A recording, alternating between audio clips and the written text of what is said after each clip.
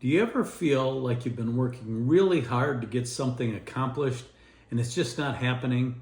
I'm going to share a story from the Bible today that might encourage you in your morning cup of inspiration. It's found in the Gospel of John in the New Testament, Matthew, Mark, Luke, John, chapter 6, verse 18. Jesus had just fed a multitude of 4,000 people with just 5 loaves and 2 small fish. And after he was done, he wanted to spend some time alone with God. So he told the disciples to row the boat and go to the other side of the Sea of Galilee. And so they were rowing. It says in verse 18, and the sea arose by reason of a great wind that blew. The Sea of Galilee was known for these storms that could pop up almost out of nowhere.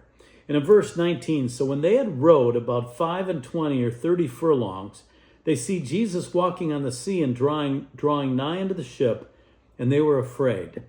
But he said unto them, it's I, be not afraid.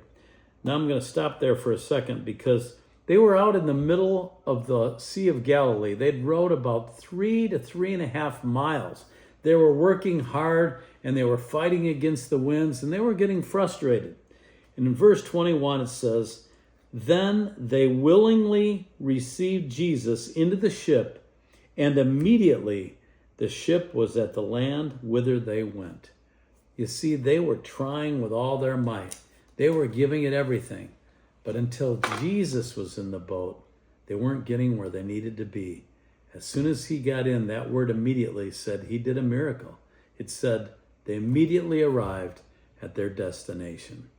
So whatever you do, make sure that Jesus is in the boat with you and that it's his will for you to accomplish great things. And he will when you trust in him and you have him in your boat.